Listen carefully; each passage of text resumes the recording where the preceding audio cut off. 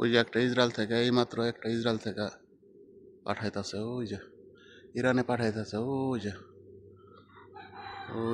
এখানে ফজর 3টা সোয়া 3টা বাজে। ওই যে এখান থেকে গেল, ওই যে যাইতেছে, এইমাত্র মসজিদ থেকে বাইরে খাইলাম। ওই যে আসার সময় এই যে যাইতাছে, এটা ইরানগঞ্জে ছাড়ছে। আর আমি মসজিদ বাহির হওয়ার সময় যে এখান থেকে এই যে এখান দিয়ে একটা গেছে ইরানে, এখান দিয়ে একটা গেছে ইরানে, এই যে ওইটা যাইতেছে ইসরায়েলের দিকে।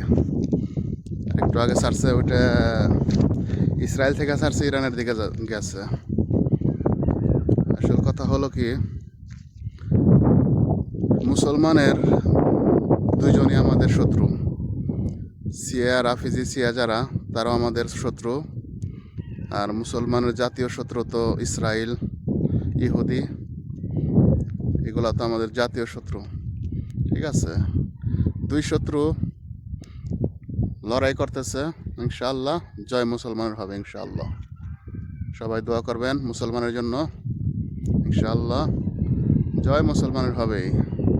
এরা দুজনই আমাদের শত্রু, কারণ এরা যে আরব গাল্ফের সিরিয়া, গাজা, তারপরে ইয়েমেন, এখানে এরা যুদ্ধ করে সব সুন্নিদের মারছে।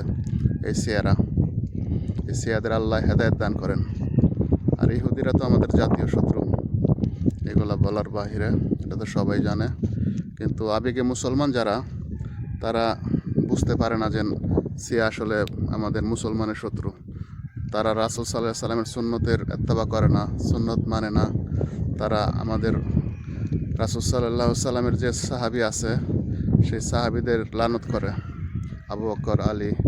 আবু বকর, উমর, উসমান, তারপরে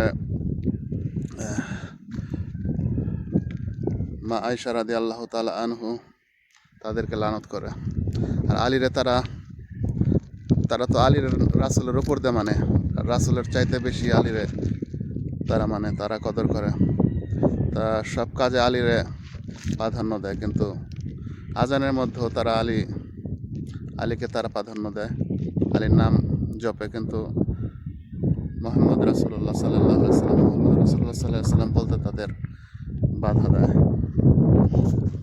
আল্লাহ এদেরকে হেদায়েত দান করেন।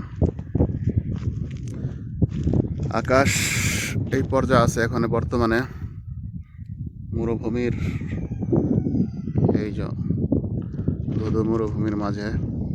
এই যে রকেটটা, এই যে এখান থেকে গেছে, পারমাণবিক রকেটটা এখান থেকে গেছে। এখন তার আবির্ভাব এখনো আছে, ও বিজে ওখানে।